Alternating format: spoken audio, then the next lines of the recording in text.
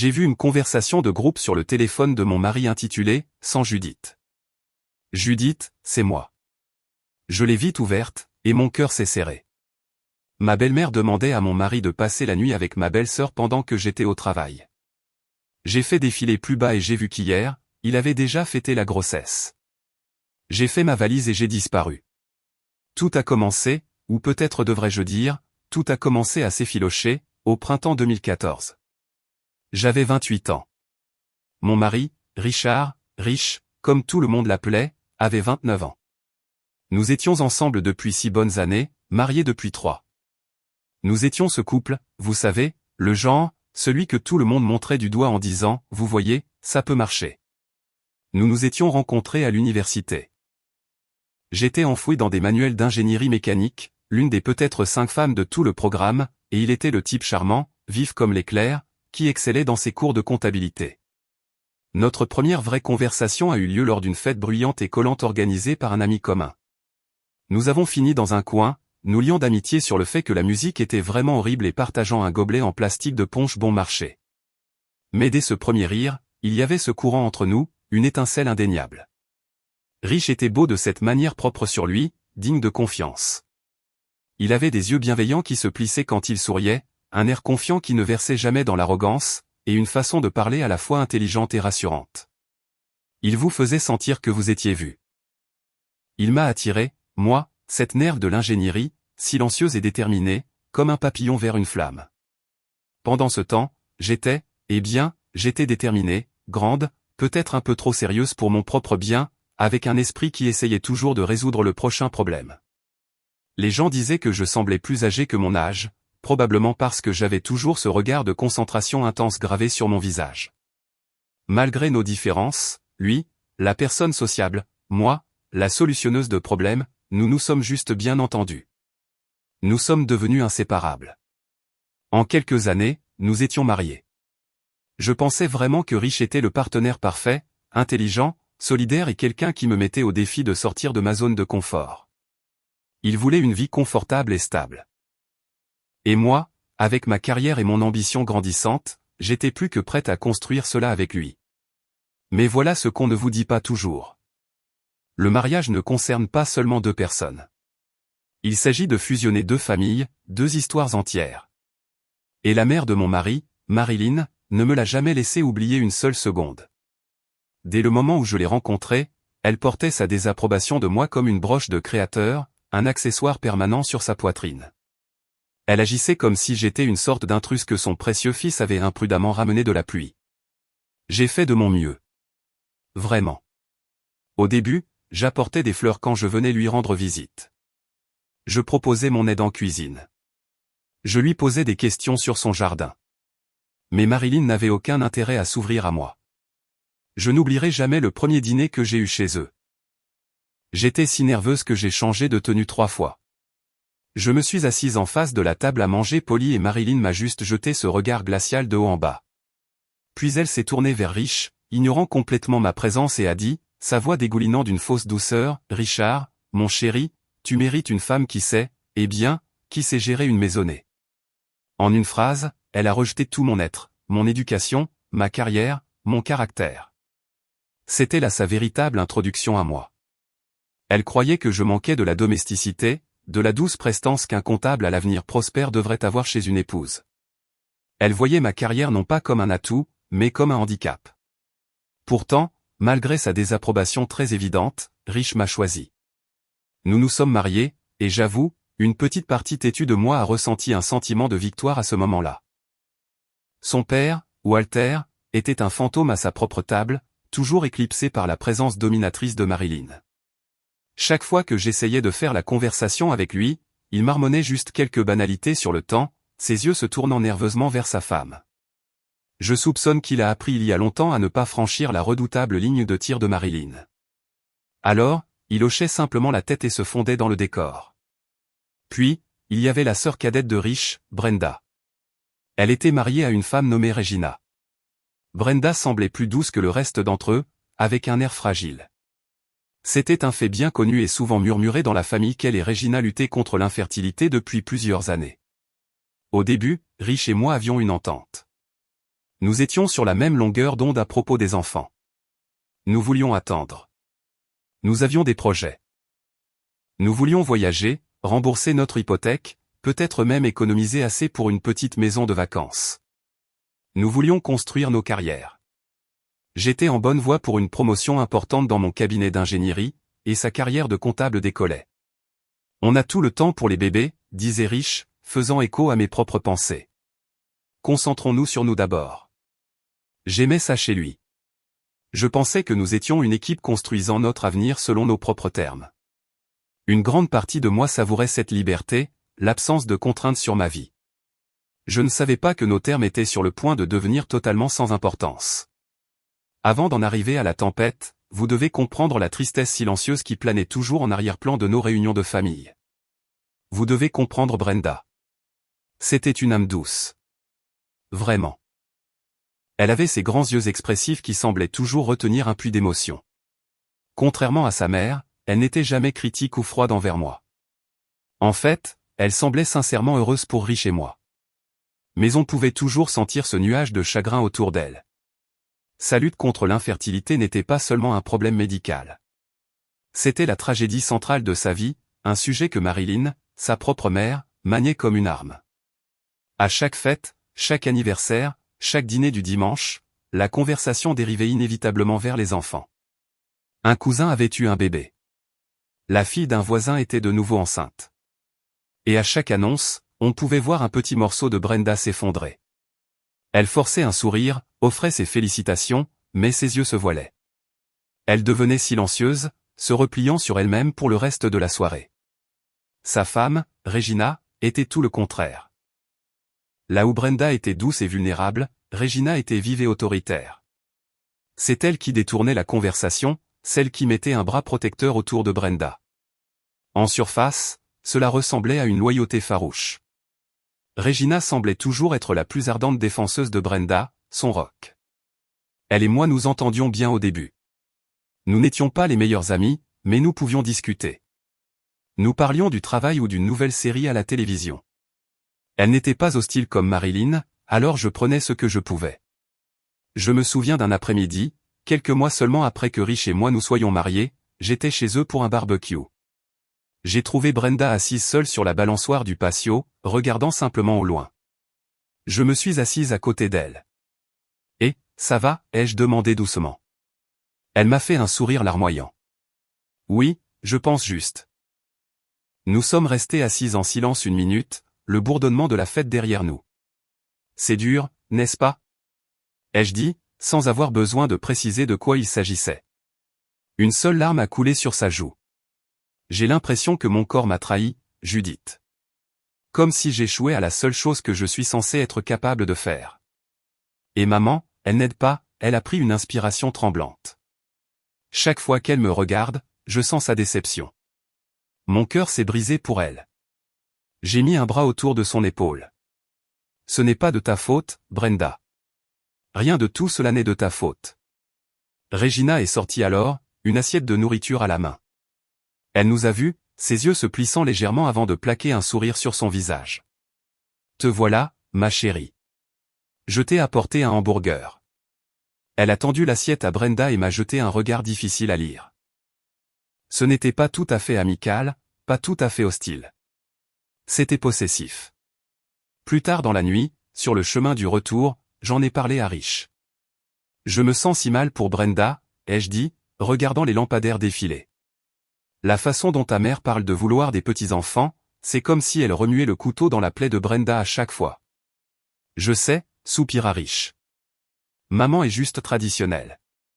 Elle ne veut pas être cruelle. Vraiment, ai-je répliqué, un peu plus vivement que je ne le voulais. Ça me semble intentionnel. N'en rajoutons pas, d'accord, a-t-il dit en tendant la main pour prendre la mienne. C'est peut-être une bonne chose qu'on attende. Ça donne de l'espace à Brenda, tu sais, moins de pression. J'ai serré sa main en retour, sentant une vague d'amour pour lui. Il comprenait. Il avait compris. Du moins, c'est ce que je me suis dit. Nous étions une équipe. Nous protégions sa sœur en vivant nos propres vies selon notre propre calendrier. Nous faisions ce qu'il fallait. Cela semblait noble, d'une certaine manière. Mais avec le recul, je réalise que notre entente n'était qu'une trêve temporaire. Ce n'était pas une forteresse construite sur des valeurs partagées. C'était un château de sable. Et la marée était sur le point de monter. Le tournant, le moment où le sol s'est vraiment dérobé sous nos pieds, est arrivé déguisé en simple accident. Marilyn, dans sa hâte de réarranger quelques meubles de patio, a fait une chute. Ce n'était pas une chute terrible, mais pour une femme de son âge, c'était suffisant pour la faire atterrir à l'hôpital pendant quelques jours avec une entorse au poignet et de vilaines contusions. Le conseil du médecin était simple, repos au lit et ménagement. Dès que Rich l'a appris, il a paniqué. Et s'il y avait une personne sur cette terre qui pouvait manipuler chaque pensée de Rich, c'était sa mère. Pendant des années, Marilyn avait martelé dans la tête de ses enfants que la famille est tout, que l'amour d'une mère est absolu, et que le plus grand devoir d'un enfant est de rendre sa mère heureuse. Rich a insisté pour rester à son chevet tout le temps. Je passais après le travail avec des fleurs ou un magazine, mais Marilyn m'ignorait pratiquement. Si elle me parlait, c'était pour dire quelque chose de passif-agressif comme « N'as-tu rien de mieux à faire que de rester planté là ?» ou « Pourquoi ton cabinet ne te tient-il pas plus occupé, Judith ?» Elle ne manquait jamais une occasion de me lancer une pique sur ma carrière, ma présence, n'importe quoi à mon sujet, vraiment. Rich, bien sûr, ne disait jamais un mot. Il restait juste assis là, lui tenant la main, l'air inquiet. Une fois Marilyn sortie de l'hôpital, elle semblait utiliser sa fragilité comme une arme. Elle était encore plus déterminée à culpabiliser tout le monde sur le fait de ne pas avoir de petits-enfants. Ce n'était plus une allusion. C'était une exigence. Puis sont venus ses 40 ans de mariage avec Walter. Toute la famille élargie était présente. C'était l'une de ces grandes affaires guindées dans une salle de bal louée dans un country club. Tout le monde était sur son 31. Une atmosphère de joie forcée pesait dans l'air. Je me souviens avoir senti dès le début que quelque chose allait se passer. On pouvait sentir la tension enrouler dans la pièce. Marilyn, ne manquant jamais une entrée dramatique, a utilisé le micro ce soir-là, destiné à un toast de célébration, pour partager un discours larmoyant sur sa santé fragile et son unique souhait mourant. Tout ce que j'ai toujours voulu, a-t-elle dit, sa voix se brisant pour l'effet alors qu'elle regardait la foule, c'est de tenir mes petits-enfants dans mes bras. De savoir que notre lignée familiale, notre héritage, continuera. Comme par un signal, Brenda, qui était assise à la table d'honneur, s'est complètement effondrée. Elle a sangloté dans ses mains, avouant à toute la salle qu'elle avait consulté d'innombrables cliniques de fertilité sans succès. Le poids émotionnel l'écrasait. Regina se tenait silencieusement derrière elle, les lèvres pincées en une ligne fine et serrée. Elle avait l'air agacée, presque ennuyée. Marilyn a saisi l'instant, sa morosité théâtrale atteignant son apogée. « Je veux juste des petits-enfants », a-t-elle déploré en tamponnant un œil parfaitement sec avec une serviette. Brenda a tellement essayé. Mais nous n'aurons peut-être jamais d'enfants avec la lignée de cette famille. Et si Judith et Richard attendent aussi pour toujours, elle m'a jeté un regard dédaigneux à travers la pièce, je serais peut-être parti d'ici là. L'accusation a flotté dans l'air, épaisse et suffocante. Elle venait de me blâmer publiquement pour sa future mort potentielle sans petits-enfants. La salle est devenue silencieuse. Je pouvais sentir des dizaines de paires d'yeux sur moi.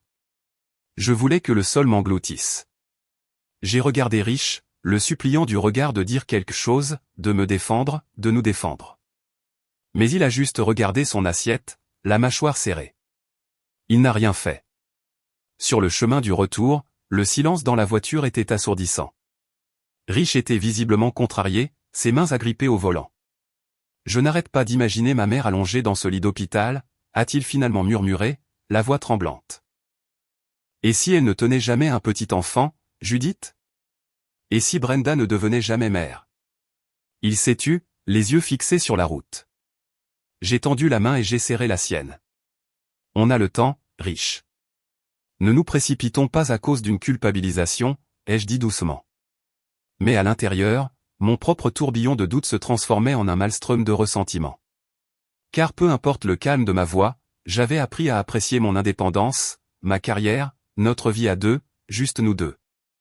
Et à un certain niveau, je ressentais profondément, du ressentiment que quiconque, même mon mari, puisse me forcer à m'engager dans la maternité avant d'être vraiment prête. Et pourquoi? Pour accomplir le souhait mourant de sa mère. Cela semblait médiéval. Cela semblait mal. Et pour la première fois, j'ai ressenti une profonde colère froide envers Rich. Il n'était pas dans mon équipe. Il était dans la sienne. Après cette désastreuse fête d'anniversaire, la tension tacite dans notre maison est devenue une invitée constante et indésirable. Nous évitions la plupart du temps le sujet des enfants, mais il était toujours là, tapi dans les coins de nos conversations. Rich laissait échapper un commentaire sur l'état fragile de sa mère ou sur un nouveau traitement de fertilité coûteux que Brenda et Regina essayaient. Chaque mention me semblait être une petite pique, un rappel de mon égoïsme perçu. Mon ressentiment envers Marilyn s'est transformé en quelque chose de vif et de laid. J'ai commencé à m'emporter, non pas physiquement, mais avec une pointe de sarcasme qui, je le savais, lui tapait sur les nerfs. Quelques semaines après sa crise d'anniversaire, elle s'est présentée chez nous sans prévenir. C'était un samedi après-midi. Rich était sorti faire des courses et j'étais sur le canapé en jogging, faisant défiler sans but mon téléphone. Sans même frapper, elle est entrée avec la clé que Rich lui avait donnée, un fait qui m'énervait au plus haut point. Elle se tenait dans le couloir, balayant notre salon du regard comme si elle cherchait de la poussière. Elle a pincé les lèvres. « Mon Dieu » a-t-elle dit, sa voix dégoulinant de dédain. « Comment gardes-tu cet endroit si improvisé ? Richard doit détester vivre dans un tel désordre. » Je ne me suis même pas levé. J'ai juste croisé les bras sur ma poitrine. Peut-être que si tu appelais avant de débarquer, j'aurais eu le temps de ranger selon tes standards, ai-je répondu, ma voix enrobée de sarcasme. Ses yeux se sont plissés. Quelle arrogance. Je me demande comment mon fils le tolère. Elle appuyait sur mes boutons. Et honnêtement, j'avais envie d'une dispute. Quelque chose pour briser la tension suffocante qui s'était accumulée depuis des mois. Mais j'ai gardé ma bouche fermée, à peine. Je voulais juste qu'elle parte. Si Rich rentrait et trouvait sa mère et moi en train d'échanger des piques, je savais exactement qui il blâmerait. Finalement, Marilyn est partie avec un « je voulais juste voir la maison de mon fils » boudeur. Elle a claqué la porte derrière elle, et j'avoue, j'ai souri. C'était une petite victoire mesquine, mais j'avais l'impression d'avoir gagné une bataille dans une guerre que j'étais destiné à perdre. Les disputes avec Rich sont devenues plus fréquentes après ça. Elle ne portait jamais sur le vrai problème, bien sûr. Elle portait sur le fait que je travaillais tard, sur la vaisselle laissée dans l'évier, sur mon manque de respect envers sa mère. Un soir, il est rentré et m'a trouvé encore à la table à manger, mon ordinateur portable ouvert, des papiers étalés tout autour de moi. Je préparais une énorme présentation pour ma promotion. Encore en train de travailler, a-t-il demandé, son ton sec. Gros projet, ai-je dit sans lever les yeux. Cette promotion est une énorme affaire pour ma carrière, Rich. Elle s'accompagne d'une augmentation de salaire significative. Il a soupiré, un son fort et théâtral. Tu sais, Judith, ma mère dit que la vraie carrière d'une femme, c'est sa famille.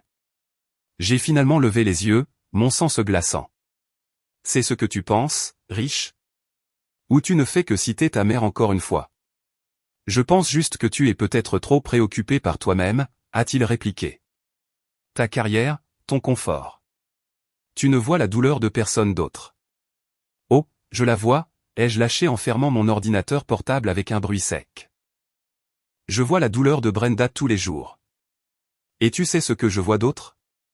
Je vois ta mère utiliser cette douleur pour manipuler tout le monde autour d'elle, y compris toi. Et tu la laisses faire. N'ose pas parler de ma mère comme ça, a-t-il crié, son visage devenant rouge. C'est la seule qui comprend vraiment ce dont cette famille a besoin. Et c'est quoi, Rich? Je me suis levé, ma voix tremblant de rage. De quoi cette famille a-t-elle si désespérément besoin que ça vaut la peine de nous déchirer? Il n'avait pas de réponse. Il est juste resté là, me fusillant du regard, la mâchoire serrée. La fissure dans nos fondations ne s'élargissait plus seulement. Elle se brisait. Le sol était sur le point de céder, et j'avais peur de la chute. Mais j'avais encore plus peur de ce qu'il devenait, un porte-parole des désirs tordus de sa mère. Un étranger dans ma propre maison. L'appel téléphonique qui a tout changé pour de bon est arrivé un samedi après-midi. Je venais de rentrer de la salle de sport, en sueur et fatigué, impatiente de passer un après-midi tranquille. C'était Rich, sa voix tremblante et tendue. Judith, je suis à l'hôpital. C'est Brenda. Il a fait une pause et je l'ai entendu prendre une inspiration saccadée. Elle a essayé. Elle a essayé de se faire du mal. Le monde a basculé sur son axe. Quoi, ai-je chuchoté en m'affaissant sur le bord du canapé. Elle est dans un état critique, a-t-il poursuivi, sa voix se brisant. Elle a fait une overdose de pilules. Tu devrais venir. J'ai attrapé mes clés de voiture sans une seconde de réflexion, mon esprit tourbillonnant. Bien que j'en ai eu assez du drame familial constant, je n'ai jamais souhaité de mal à Brenda. Pour qu'elle soit poussée à ce point, le bilan émotionnel devait être immense. Quand je suis arrivé à la salle d'attente des urgences, la scène était sinistre. Rich faisait les 100 pas, le visage pâle. Walter était assis sur une chaise en plastique, regardant fixement le mur. Et Marilyn. Marilyn se tenait près d'un distributeur automatique, les bras croisés, arborant une expression de fureur glaciale qui me donnait envie de faire demi-tour et de m'enfuir. Elle m'a à peine jeté un regard, comme si j'étais un insecte qui ne méritait même pas son attention. Je me suis précipité vers Rich. Est-ce qu'elle va s'en sortir, ai-je demandé en essayant d'empêcher ma voix de trembler. Il a hoché la tête, sans me regarder. Physiquement, peut-être. Ils lui font un lavage d'estomac. Ils pensent être arrivés à temps. Il m'a finalement regardé et ses yeux étaient pleins d'accusations. Elle ne pouvait pas supporter le stress, Judith. Le rappel constant qu'elle ne peut pas avoir de bébé. Les attentes de maman. Tout s'est juste accumulé. Avant même que je puisse traiter ses paroles, Marilyn était sur nous. Elle s'est déplacée avec un silence glaçant, ses yeux se posant sur moi, froid et venimeux. Toi, a-t-elle sifflé, sa voix un murmure bas et dangereux.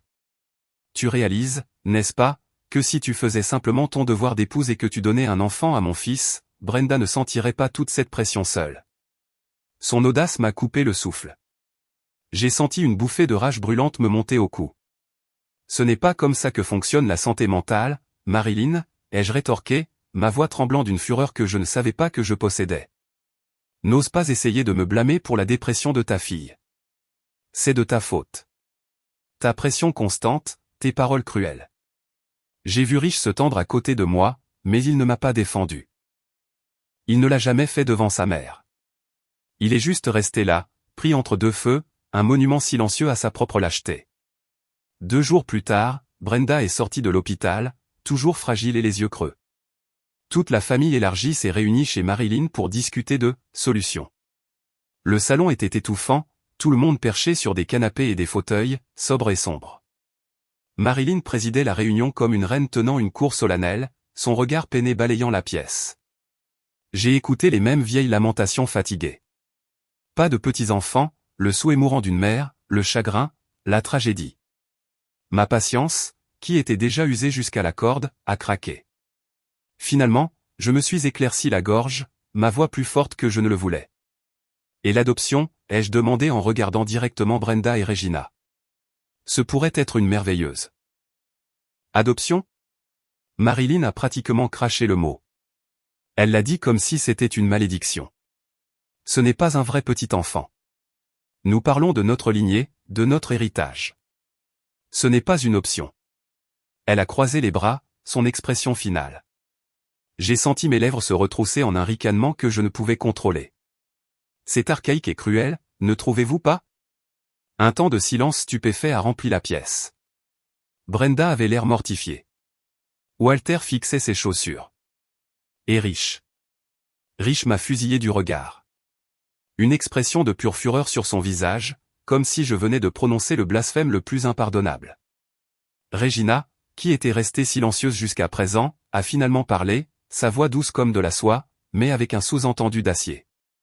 L'adoption est compliquée et coûteuse, Judith, a-t-elle marmonné, sans croiser mon regard. Et ce n'est pas ce que Brenda veut. Ce n'est pas ce que cette famille veut. Je n'en avais aucune idée à l'époque, mais ce moment, cet échange tendu et unique dans ce salon étouffant, venait de planter les graines d'un plan tordu et cauchemardesque que je n'ai jamais vu venir. Dans les semaines qui ont suivi cette tristement célèbre réunion de famille, un schéma étrange et troublant a commencé à émerger. Brenda et Regina ont commencé à venir plus souvent chez nous. Parfois, elles venaient sous prétexte de dîner, mais je les surprenais à chuchoter avec Rich dans la cuisine, leur voix basse et pressante. Dès que j'entrais dans la pièce, elles se taisaient, soudainement fascinées par le papier peint. Rich est également devenu de plus en plus secret avec son téléphone. Il était pratiquement collé à sa main. Chaque fois qu'il vibrait, il le saisissait et inclinait l'écran loin de moi.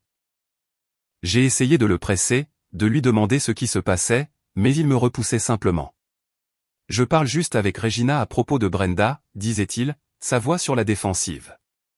Elle est encore fragile, Judith. Tu ne comprendrais pas, j'aurais pu en rester là, mais quelque chose dans mes tripes, un œuf froid et dur d'appréhension, me disait qu'il y avait plus. Mes frustrations avec Rich débordaient. Il était toujours si dédaigneux, si arrogant, traitant mes préoccupations comme des ennuis d'enfant. Je dois l'admettre, j'ai commencé à m'emporter, souvent avec des insultes mesquines ou en rabaissant son intelligence. Peut-être que si tu utilisais ce diplôme de comptabilité sophistiqué pour voir quel imbécile tu es, tu verrais la situation dans son ensemble, lui avais-je craché une fois après qu'il ait refusé de discuter de ses textos secrets. Notre maison était devenue un champ de bataille d'agression passive et de rage bouillonnante. Les choses ont finalement atteint leur point de rupture un après-midi chaud du 5 juillet. Je suis arrivé dans notre allée après une longue journée de travail et j'ai vu un groupe de voitures que je ne connaissais que trop bien. La berline de Marilyn, le vieux pick-up de Walter et le SUV de Regina. Mon cœur s'est mis à battre la chamade, un sentiment de pressentiment se tordant dans mon estomac. C'était différent. C'était comme une embuscade.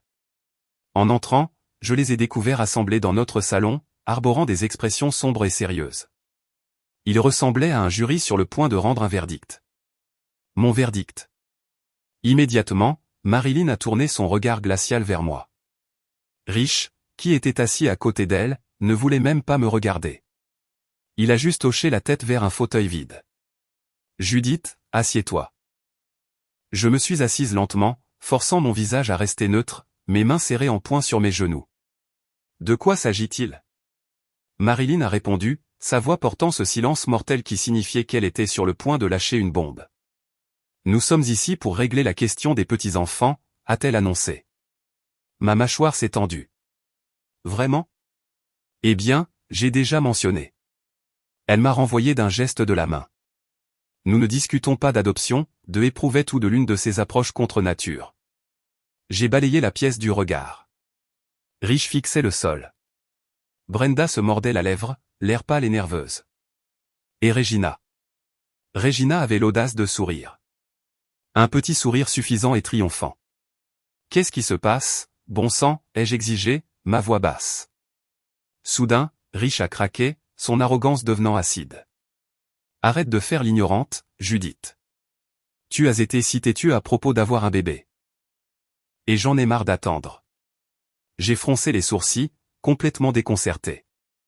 Je n'ai jamais dit que nous n'aurions jamais de bébé, Rich. Je veux juste le faire selon notre calendrier, pas celui de ta mère.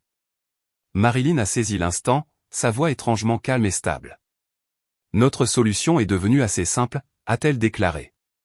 Puisque Brenda ne peut pas concevoir, et que toi, elle m'a lancé un regard pointu, refuse de prendre tes responsabilités de mère en ce moment, Richard concevra un enfant avec Regina. Brenda et Regina l'élèveront comme le leur. Mon souffle s'est coupé. Je les ai regardés avec une incrédulité totale, attendant que quelqu'un cligne des yeux, rit, dise que c'était une sorte de blague malade et tordue. Mais personne ne l'a fait. Leur visage était mort de sérieux. Quoi, ai-je finalement croassé, mon cœur battant si fort contre mes côtes que ça faisait physiquement mal. Regina a souri narquoisement, s'adossant au coussin du canapé, l'image de la satisfaction. Nous ne te demandons pas ta permission, Judith. C'est pratiquement une affaire conclue. Nous voulions juste que tu le saches. Et à ce moment-là, quelque chose en moi, un dernier fil d'espoir, d'amour ou de déni, s'est juste brisé.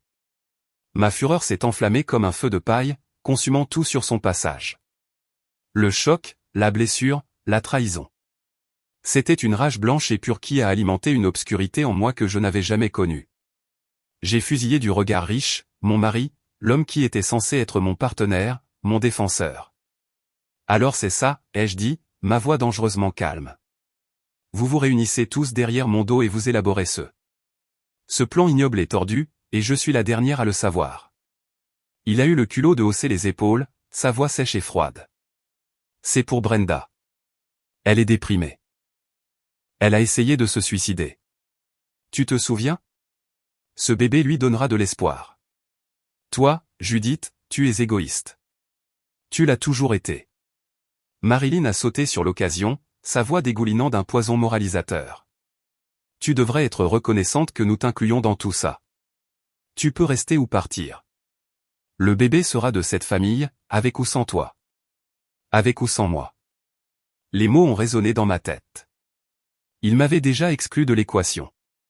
Je n'étais qu'un obstacle, un inconvénient à gérer. Vous êtes tous fous. Ai-je rugi, le son arraché de ma gorge. Et puis j'ai bougé. Je me suis jeté non pas sur Rich, mais sur Regina. Mon poing, alimenté par des mois de frustration refoulée et un raz-de-marée de trahison fraîche, a fendu l'air.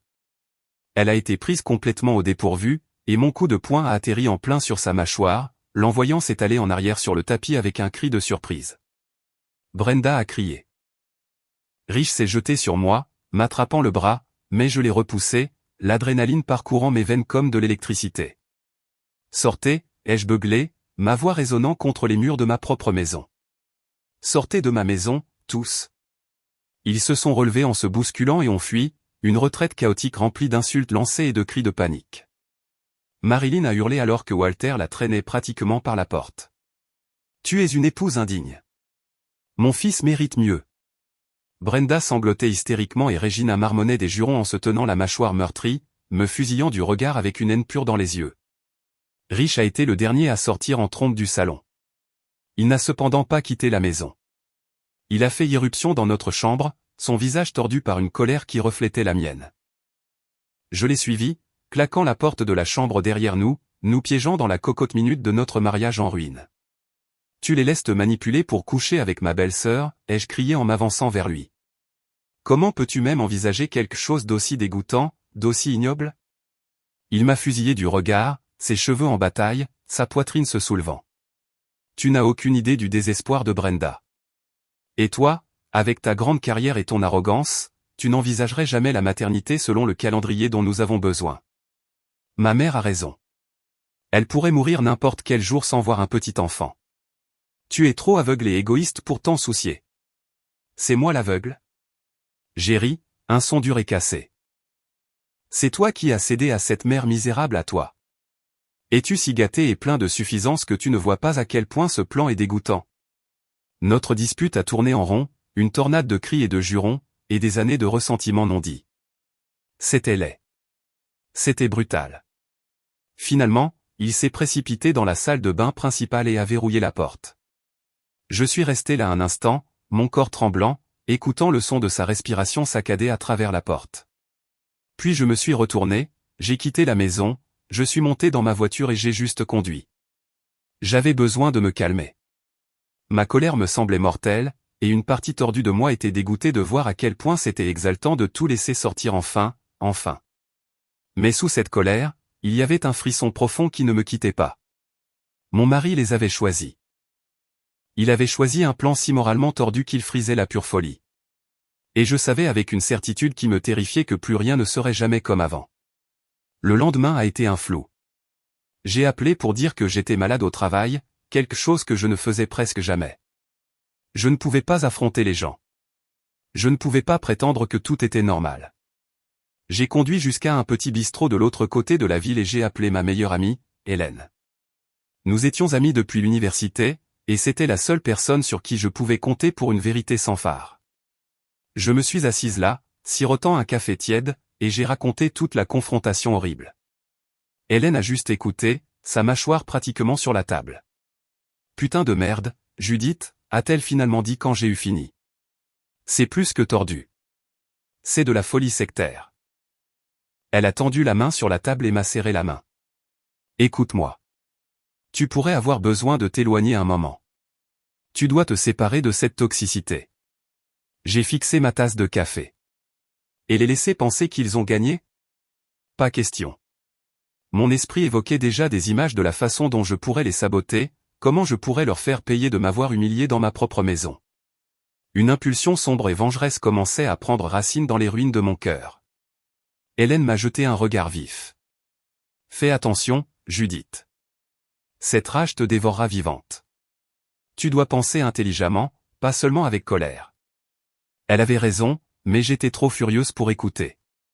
Quand je suis rentré ce soir-là, j'ai trouvé Rich assis à la table à manger, les yeux cerclés de rouge.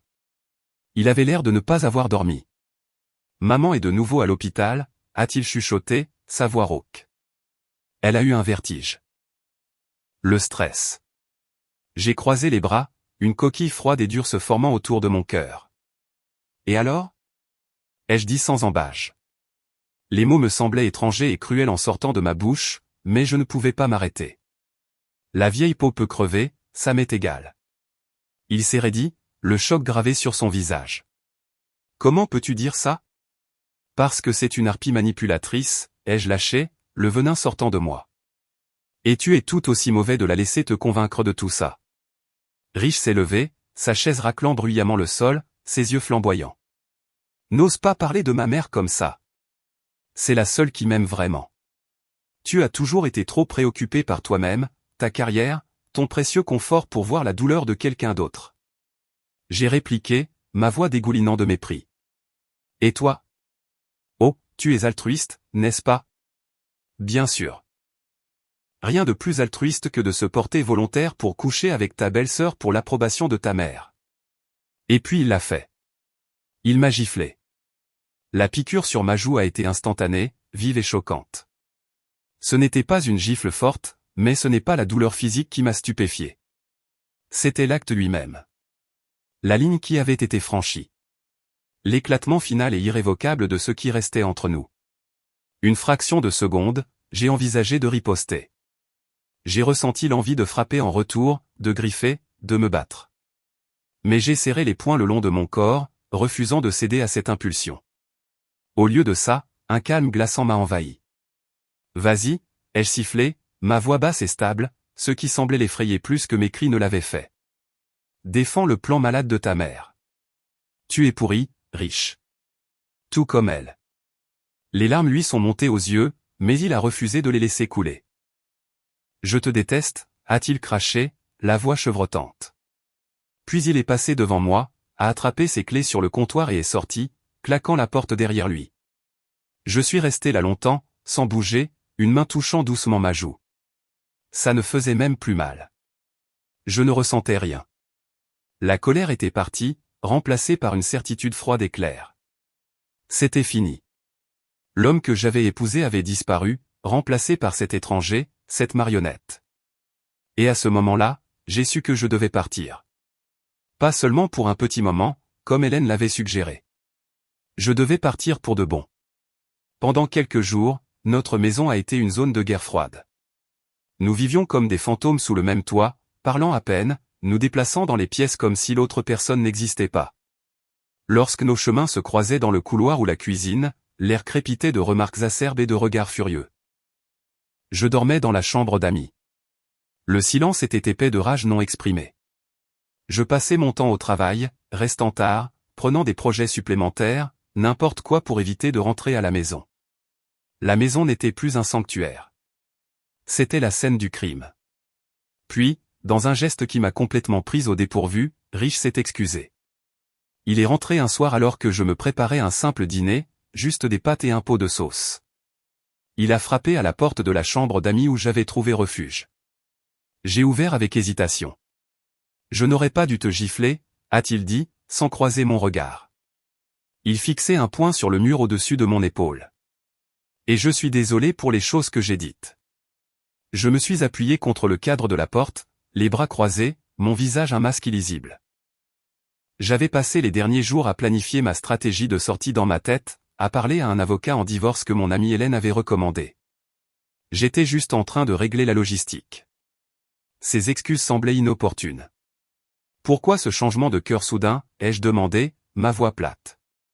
Il a soupiré, passant une main dans ses cheveux. Il m'a finalement regardé et ses yeux étaient fatigués et injectés de sang. Brenda est sous surveillance anti-suicide chez mes parents. La santé de ma mère est précaire, et elle me gronde encore de ne pas être encore enceinte. Toute la famille compte sur moi pour tout arranger. Il a secoué la tête, l'air vraiment dépassé. Je me sens piégé, Judith.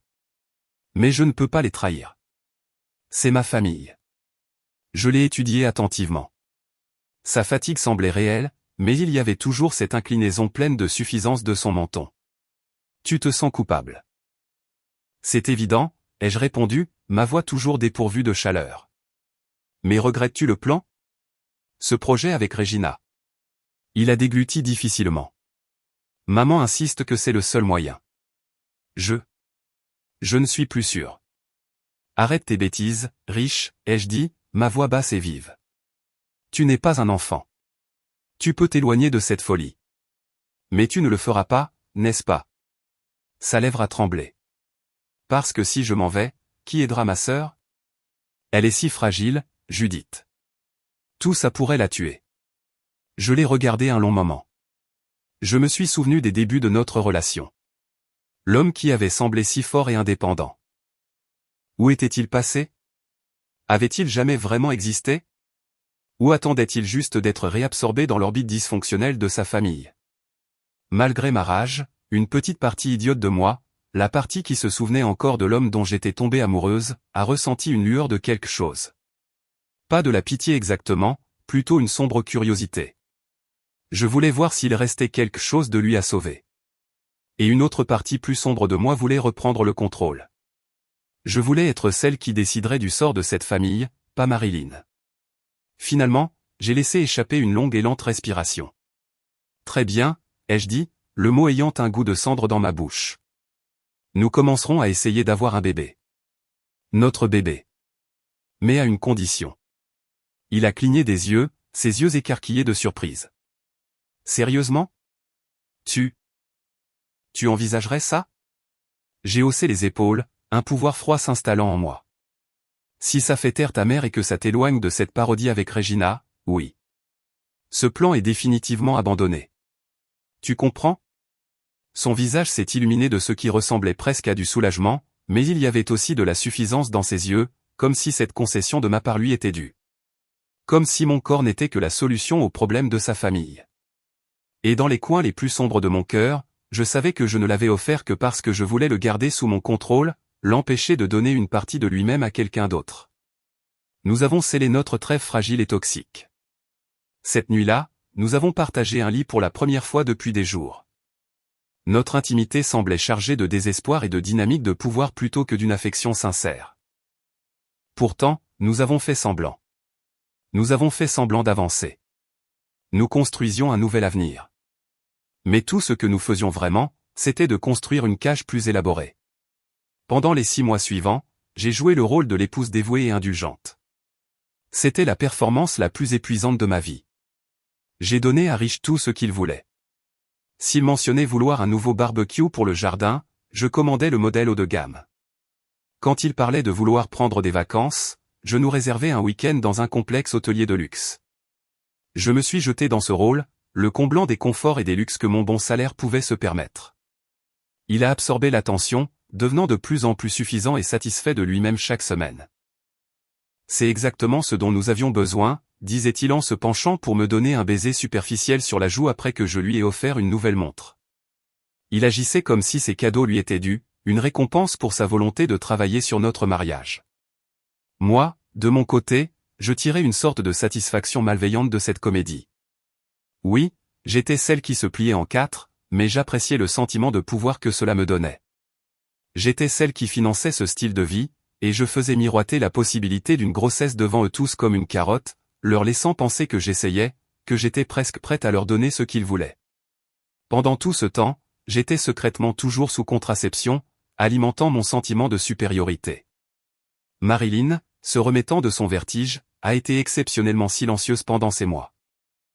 Les quelques fois où nous nous sommes croisés lors de dîners de famille, elle se contentait de me lancer un regard noir. Elle semblait furieuse que j'ai effectivement mis fin à son grand projet pour Rich et Regina, mais elle était assez rusée pour jouer le jeu de la tante, me surveillant comme un faucon. Brenda, elle aussi, s'était apparemment améliorée. Elle a cessé de se présenter chez moi les larmes aux yeux. Au lieu de ça, elle restait dans son coin. J'ai entendu par Rich qu'elle suivait une thérapie. J'espérais que cela l'aidait. Vraiment. Mais une partie cynique de moi se demandait si tout cela n'était pas juste pour la frime. Un soir, après que Rich eut passé une journée luxueuse à jouer au golf dans un club dont je payais l'adhésion, il est rentré rayonnant. J'ai trouvé l'endroit parfait pour un voyage romantique, s'est-il exclamé en agitant un magazine de voyage brillant sous mon nez. Allons à Santorin ou peut-être aux Maldives. Je veux nous célébrer, Judith. Un nouveau départ. J'ai souri à l'ironie. Je ne savais pas que tu étais fan des plages et des couchers de soleil, riche. Je te croyais plutôt citadin. Il a rejeté ses cheveux en arrière, un geste d'arrogance qu'il avait récemment adopté. Je peux m'adapter. De plus, une fois que nous aurons conçu, nous serons occupés. Nous méritons une vraie escapade avant de nous installer dans de vraies responsabilités. J'ai reconnu la boucle dans laquelle nous étions. Il se vantait de notre capacité financière, principalement ma capacité financière, et réaffirmait que notre futur enfant était juste à l'horizon. Quelque chose dans son hypothèse désinvolte que je financerais tout pendant qu'il jouerait le rôle du mari magnanime m'a donné envie de lui rire au nez. Mais je n'ai pas ri. Au lieu de ça, j'ai décidé de monter les enchères, pour lui montrer que je pouvais encore le surprendre. Pour voir jusqu'où son arrogance pouvait aller. J'ai planifié un grand geste. J'ai utilisé mes propres économies et j'ai acheté 2 billets d'avion en première classe pour Santorin pour un voyage de 2 semaines. J'ai réservé un séjour dans une luxueuse villa privée perchée sur les célèbres falaises de l'île. Cela m'a coûté une petite fortune, une part importante de ma prime de promotion, mais une partie de moi voulait voir son visage. Je voulais voir à quel point il serait reconnaissant, ou non. Le 20 février, le jour où les confirmations de billets sont arrivées dans mes emails, je suis rentré du travail tôt, prévoyant de le surprendre. La maison était silencieuse quand je suis entré. Un silence étrange. J'ai appelé son nom, mais il n'y a pas eu de réponse. Une sensation étrange, une appréhension froide m'a parcouru l'échine. Je suis monté dans notre chambre, et là, sur mon oreiller, j'ai trouvé une note dans l'écriture soignée et inclinée de Riche. J'ai commencé à lire, mon cœur commençant à battre un rythme lent et lourd contre mes côtes. Et alors que mes yeux parcouraient les mots, mon monde soigneusement construit de mensonges et de faux espoirs s'est effondré autour de moi. Je suis resté là, dans la chambre silencieuse, le soleil de fin d'après-midi filtrant à travers les stores, et j'ai lu les mots encore et encore. Ma première réaction n'a même pas été la colère. C'était un sentiment nauséeux et écrasant de défaite, comme si j'avais couru un marathon pour découvrir que la ligne d'arrivée avait été déplacée à des kilomètres et que je courais dans la mauvaise direction depuis le début. La lettre n'était pas longue, mais chaque mot était un coup de poignard calculé au cœur. Elle disait, « Ma très chère Judith, tu vois que rien dans notre relation ne change, peu importe nos efforts. Je t'aime.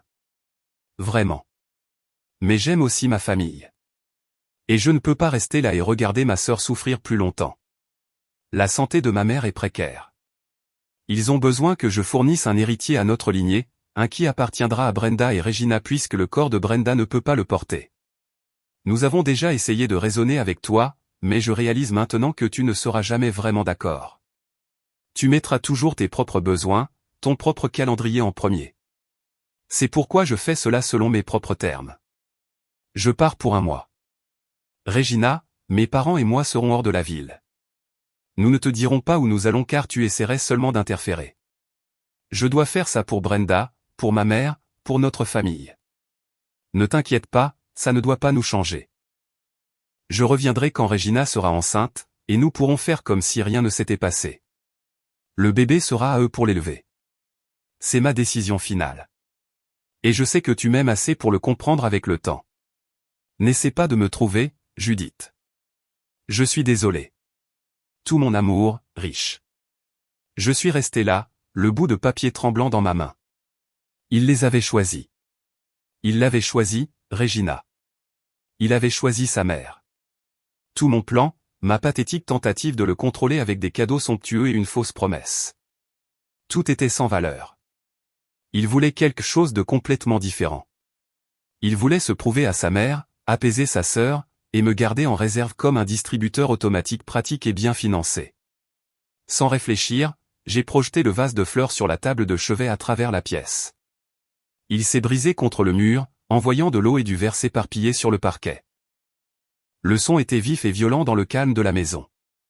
Cette rage sombre, ce tourbillon incessant de colère que j'avais essayé de réprimer pendant des mois, a surgi en moi, chaude et étouffante. Je me suis affalé sur le bord du lit, ma respiration venant en halètement saccadé. Plus j'y pensais, plus ma poitrine me brûlait. Ils conspirent tous contre moi, me suis-je dit. Il ne s'est jamais agi de moi du tout. Je n'étais qu'un moyen pour une fin, ou peut-être un obstacle à éliminer.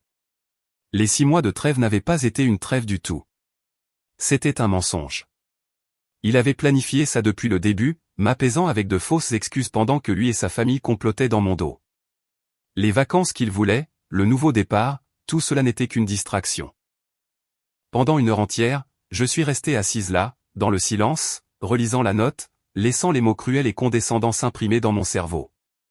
Je sais que tu m'aimes assez pour comprendre. L'arrogance pure de la chose était à couper le souffle. Il ne m'avait pas seulement trahi. Il avait insulté mon intelligence, mon amour, mon être même. Et puis, dans un moment de clarté stupéfiante et glaciale, j'ai réalisé quelque chose. J'en avais assez d'être la marionnette qu'il traînait. Oui, j'étais loin d'être innocente. J'avais été contrôlante, cruelle dans mes paroles, et tordue à ma manière pendant notre guerre froide. Mais l'audace de cette trahison, sa cruauté calculée, éclipsait toute faute que j'avais commise. Il voulait que j'attende, que je reste assise ici pendant 1 mois dans notre belle maison, attendant patiemment que mon mari revienne après avoir mis enceinte une autre femme. Il s'attendait à ce que je l'accepte, que je fasse comme si rien ne s'était passé. Un sourire lent et froid s'est dessiné sur mon visage. Il devait avoir l'air terrifiant. « Oh, j'attendrai », ai-je chuchoté à la pièce vide. « Mais vous n'allez pas aimer ce que vous trouverez en revenant. » Le déclic s'était produit. L'épouse au cœur brisé avait disparu. À sa place, il y avait une femme diplômée en ingénierie mécanique, un talent pour la planification logistique, et un cœur plein de rage glacée. Et elle était sur le point de démanteler leur monde entier, pièce par pièce. Après une longue nuit blanche passée à fixer le plafond, mon esprit tourbillonnant de possibilités, je me suis réveillé le lendemain matin différente. Le chagrin s'était consumé, laissant derrière lui un noyau de résolution pure et non diluée. J'ai passé 2 jours à me vautrer dans ma propre haine, la laissant me nourrir. Puis j'en ai eu assez. Il était temps d'agir.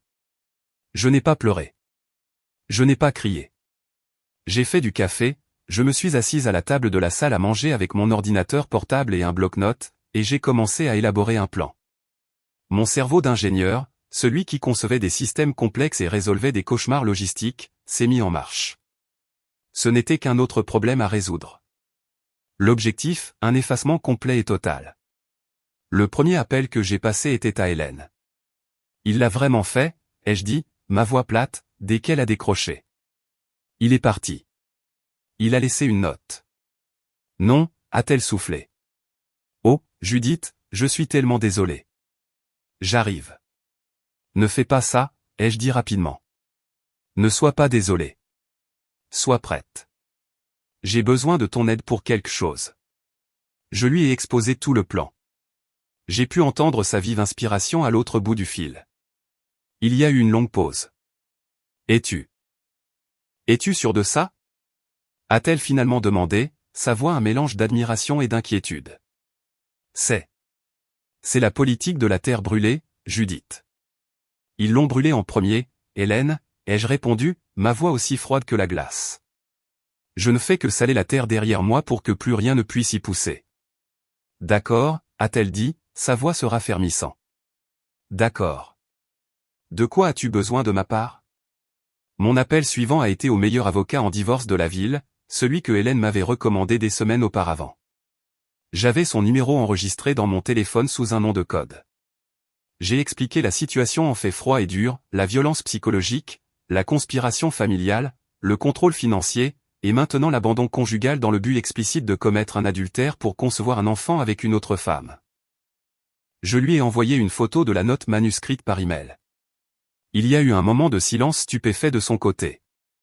Mademoiselle Miller, a-t-il finalement dit, sa voix teintée de ce qui ressemblait à une joie professionnelle. C'est une sacrée affaire.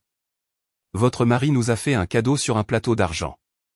Il m'a dit exactement ce que je devais faire pour protéger mes biens. Il a utilisé des expressions comme « dissipation des biens matrimoniaux » et « faute grave ». C'était de la musique à mes oreilles. Puis le vrai travail a commencé.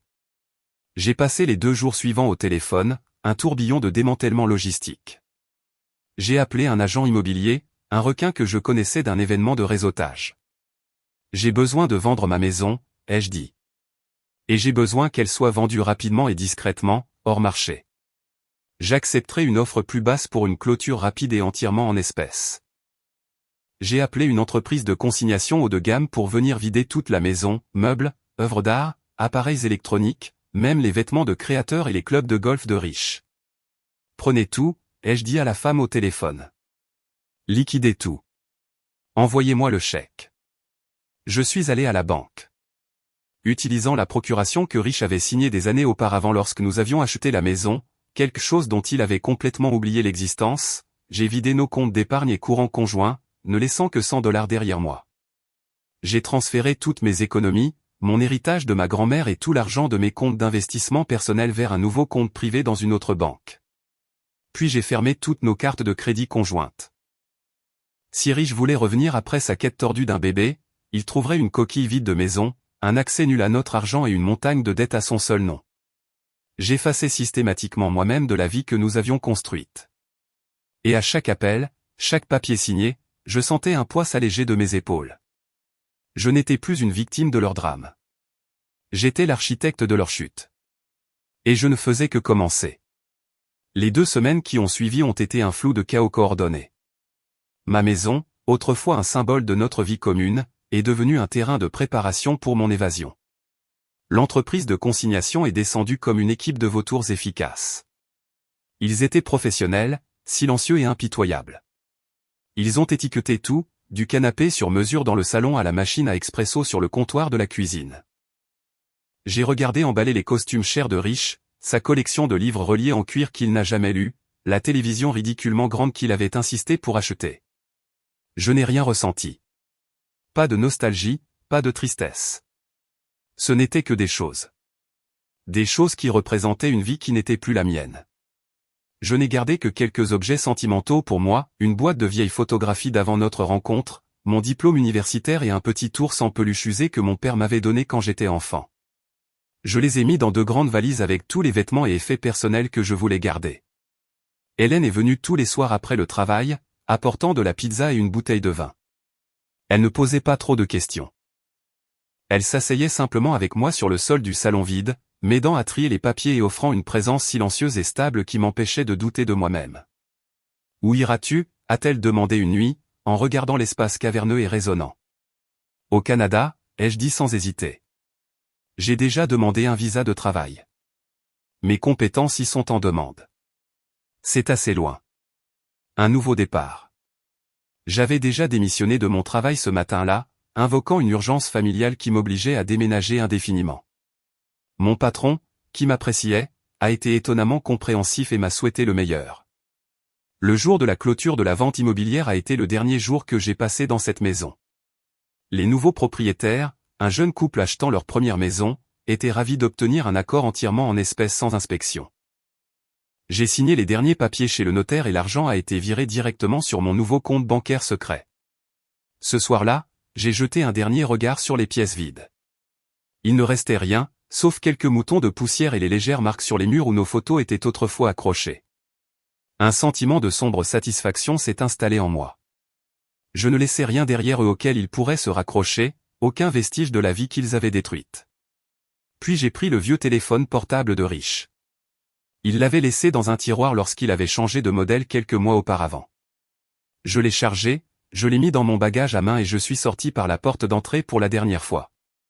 Je ne l'ai pas verrouillé. Ce n'était plus ma maison. À l'aéroport, je me suis assise à la porte d'embarquement, attendant mon vol pour Toronto. J'avais un sac de sport, mes 2 valises et un billet aller simple. Au moment où l'avion a décollé, s'élevant au-dessus des lumières de la ville, j'étais si imprégné d'une colère froide et déterminée que je ne pouvais même pas me sentir anxieuse de laisser tout ce que j'avais jamais connu derrière moi. J'avais 29 ans, une formation en ingénierie mécanique et un cœur qui s'était transformé en pierre. Le Canada m'appelait avec une promesse d'anonymat et un nouveau départ, une évasion du labyrinthe de trahison que je laissais en flammes derrière moi. Je n'ai pas regardé en arrière. J'ai passé les premières semaines à Toronto un peu dans un état second. J'avais loué en ligne un modeste appartement meublé, une sous-location dans un quartier calme. C'était petit et sentait un peu le renfermé, mais c'était fonctionnel. C'était mon sanctuaire.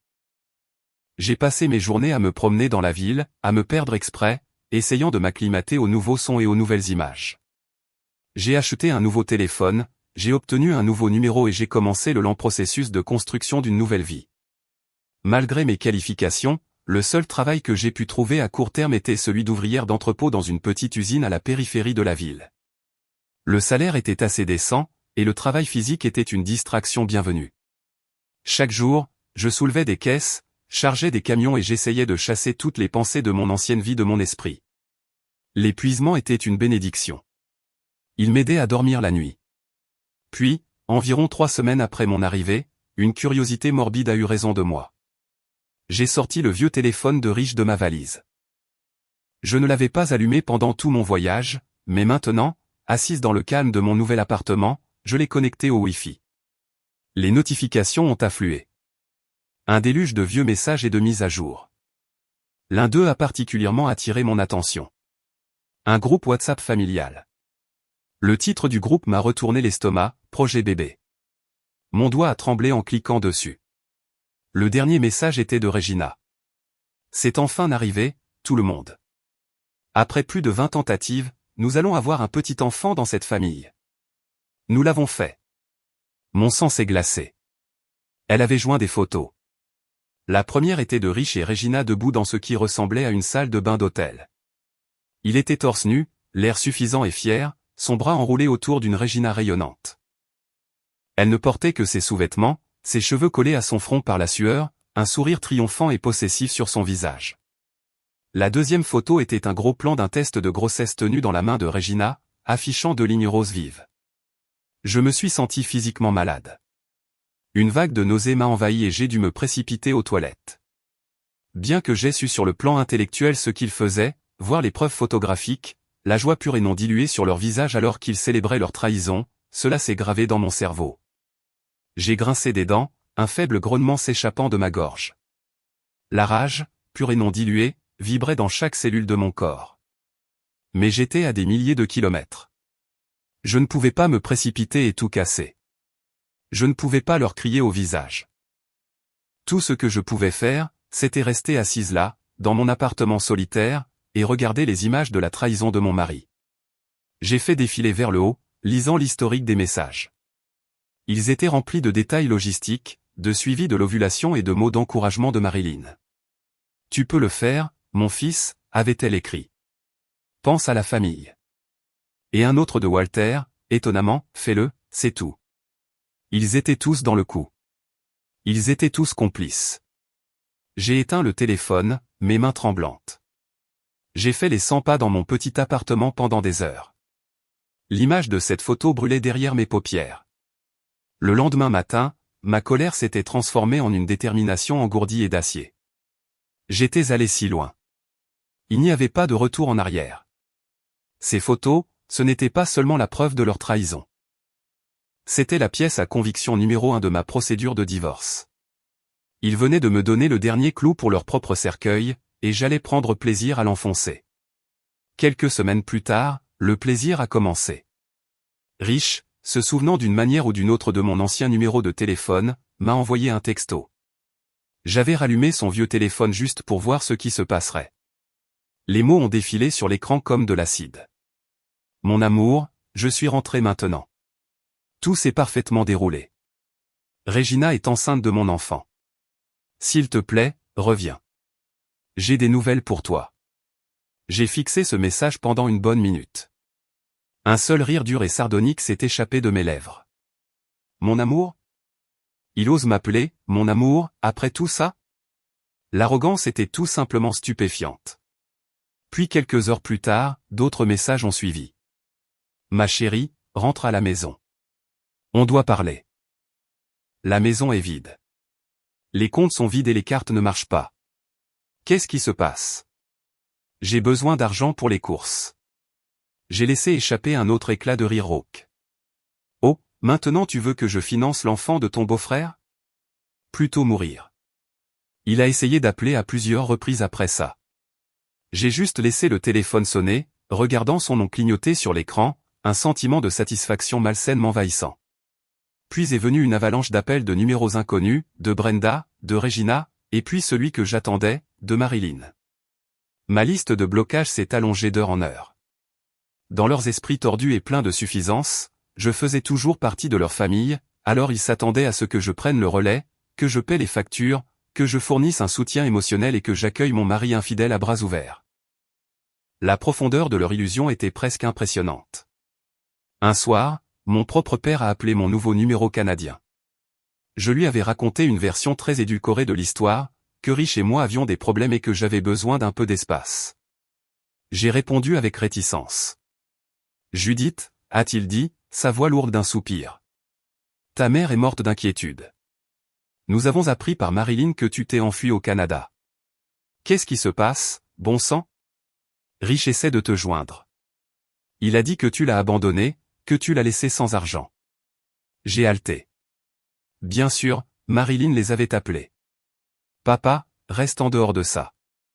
Je suis parti parce que Rich a décidé de mettre enceinte sa belle-sœur. C'est la vraie histoire. Lui et sa mère ont manipulé tout le monde. Il y a eu un silence stupéfait à l'autre bout du fil.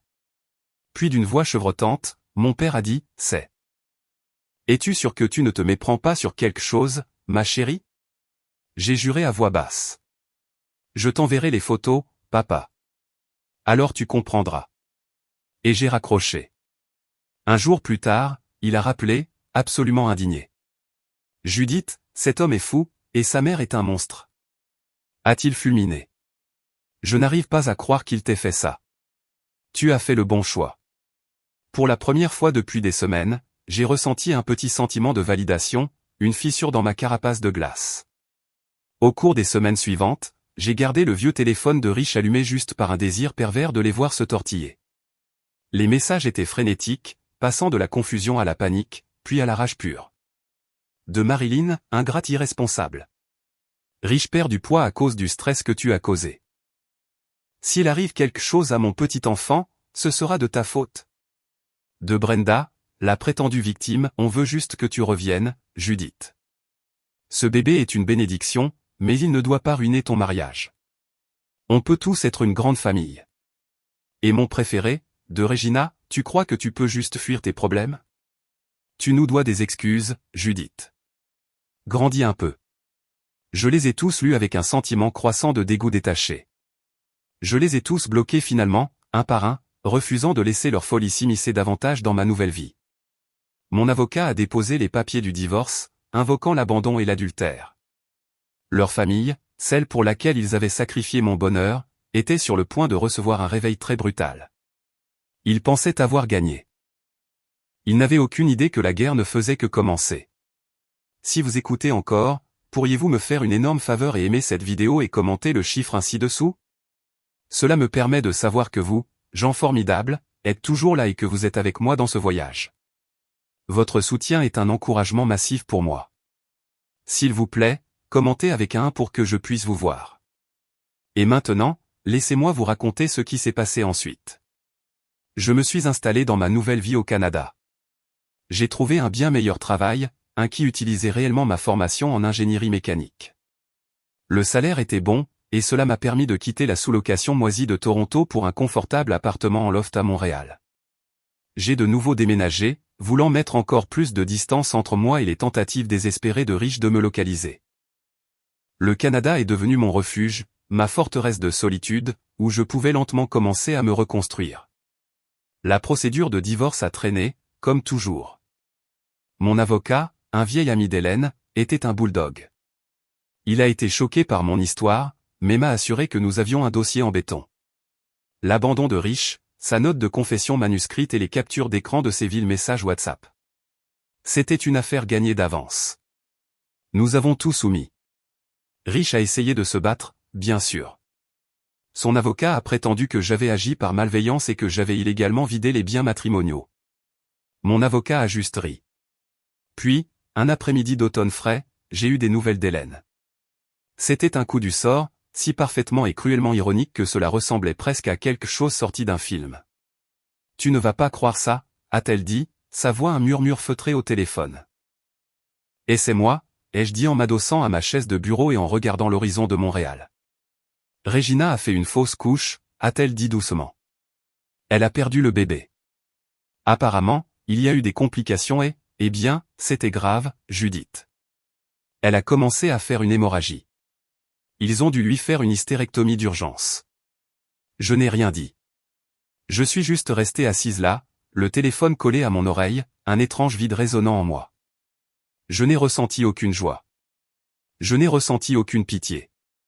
Je n'ai rien ressenti. C'était juste un fait. Une conséquence. Hélène a continué, sa voix toujours basse. Marilyn est furieuse. Elle te blâme. Bien sûr. Elle dit à tout le monde que le stress que tu as causé a conduit à la fausse couche. J'ai laissé échapper un petit rire amer. Bien sûr qu'elle le dit. Et ce n'est pas tout, a poursuivi Hélène. Brenda et Regina ont eu une énorme dispute. Brenda blâme Regina pour tout, pour l'avoir poussée à faire ça, pour avoir perdu le bébé miracle. Et Regina, apparemment, blâme Brenda d'être défectueuse au départ. Le fiasco entier, leur grand projet familial uni, implosait. Les fondations de mensonges et de manipulation sur lesquelles ils l'avaient construit s'effondraient, et ils se retournaient les uns contre les autres comme des loups affamés. Le bébé, celui pour lequel ils avaient sacrifié mon mariage et mon bonheur, avait disparu. Et en son absence, il ne restait que leur propre laideur, maintenant tournée vers l'intérieur. La nouvelle ne m'a pas rendue heureuse. Mais elle m'a donné un profond et glaçant sentiment de justice cosmique. Ils avaient construit leur avenir sur mes ruines, et maintenant leur avenir était en ruine. C'était une symétrie parfaite et terrible. Le karma, ai-je pensé, est vraiment une garce. Et dans ce cas, elle avait un sens du timing diabolique. Le divorce a été finalisé fin 2019. Mon avocat a obtenu une dissolution qui a laissé riche avec presque rien. Le juge a été consterné par les preuves et a statué lourdement en ma faveur. J'ai été condamné à payer une seule année d'une pension alimentaire minimale, une formalité ordonnée par le tribunal, mais c'est tout. Il a été laissé avec les conséquences de ses choix, une montagne de dettes et une famille qui se dévorait vivante. J'ai passé l'année suivante à vraiment guérir. La pandémie a frappé en 2020 et le monde s'est confiné. J'ai passé beaucoup de ce temps à réfléchir. J'ai dû faire face à mes propres erreurs dans le mariage. J'étais loin d'être une victime innocente. J'avais savouré le contrôle de riches avec de l'argent ces derniers mois. J'avais été insultante. Je m'étais emporté. J'avais répondu à leur toxicité par la mienne. Mais je savais aussi de toutes les fibres de mon être que leur trahison calculée et systématique était la goutte d'eau qui avait fait déborder le vase, l'acte qui m'avait poussé à bout. J'ai fait la paix avec ma propre part de laideur et j'ai résolu d'être meilleur. Puis un après-midi, après près d'un an de silence complet, j'ai reçu un appel vidéo d'un numéro inconnu sur mon nouveau téléphone. Sur un coup de tête, j'ai répondu, gardant ma propre caméra éteinte. Et il était là. Le visage de Rich a rempli l'écran. Il avait l'air plus vieux, comme si une décennie s'était écoulée en une seule année. Ses yeux étaient cernés. Son visage était pâle et mince. Et ses cheveux étaient en désordre. L'homme arrogant et satisfait de lui-même que j'avais connu avait disparu. À sa place, il y avait une coquille vide. Judith, a-t-il soufflé, des larmes brillant déjà dans ses yeux. S'il te plaît, ne raccroche pas. Je n'ai rien dit. J'ai juste écouté. Il a dégluti difficilement, sa voix se brisant. J'ai perdu le bébé. Regina. Les médecins. Ils ont dû lui enlever l'utérus. Elle ne pourra plus jamais concevoir. Il s'est étouffé dans un sanglot. J'ai coupé les ponts avec ma mère, avec Regina et Brenda.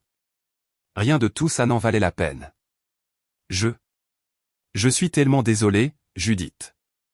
Une vague d'émotions contradictoires m'a envahi, mais aucune d'entre elles n'était de la pitié. Si quoi que ce soit, j'ai ressenti un triomphe final et amer. Il a tout perdu, ai-je pensé. C'est le prix de m'avoir trahi. J'ai laissé le silence s'étirer avant de finalement parler, ma voix basse et mesurée, complètement calme. Soyons brefs, Rich. Tu as fait tes choix. Tu as confondu mon amour avec une obéissance aveugle. Tu voulais plaire à cette harpie de mère à toi, et tu t'attendais à ce que je hoche simplement la tête comme une bonne petite épouse. Maintenant, tu récoltes les conséquences. Ses larmes ont commencé à couler librement maintenant. Je sais, a-t-il étouffé. J'ai fait une terrible erreur. J'étais arrogant. J'étais cruel. Et je les ai laissés me contrôler. Ne pouvons-nous pas arranger ça? Pourrais-tu jamais me pardonner? Je l'ai interrompu d'un rire froid et sans humour. Te pardonner? Non. J'espère que cette mère ignoble à toi ne verra jamais de petits-enfants. Elle t'a manipulé dans ce projet insensé et toi, avec toute ta suffisance, tu as suivi. C'est de ta faute, riche. Tu porteras cette culpabilité pour toujours. Il a reniflé, sanglotant dans ses mains. Judith, s'il te plaît. Assez, ai-je lâché, ma voix vive comme du verre. J'en ai fini. Notre divorce est final. Je ne te dois rien. Je me fiche de l'utérus de Regina ou de tes regrets. Tu as choisi ça. J'ai fait une pause, laissant le dernier poignard s'enfoncer profondément. Quand Marilyn mourra enfin, je te promets que je trouverai un moyen de célébrer. C'est dire à quel point elle compte peu pour moi. Il a laissé échapper une plainte blessée, des larmes coulant sur ses joues en torrent. Peut-être qu'autrefois son aurait pu me briser le cœur. Mais maintenant, je ne ressentais que du vide. Je n'ai personne, a-t-il réussi à dire à travers ses sanglots. Je n'ai rien. Et sur ce, j'ai mis fin à l'appel. Juste comme ça. Il a essayé de rappeler plusieurs fois, mais j'ai bloqué le numéro. C'était la dernière fois que j'entendais parler de lui. Ma vie maintenant est calme, et elle est la mienne. J'ai un travail que j'aime, un bel appartement dans une ville que j'adore, et un petit cercle de bons amis. Je guéris. Je me reconstruis. Et pour la première fois depuis très longtemps, je suis libre. Merci d'avoir écouté mon histoire. Si vous avez vécu quelque chose de similaire, sachez que vous n'êtes pas seul. Partagez vos pensées dans les commentaires ci-dessous. Je les lis tous. Et s'il vous plaît, prenez soin de vous.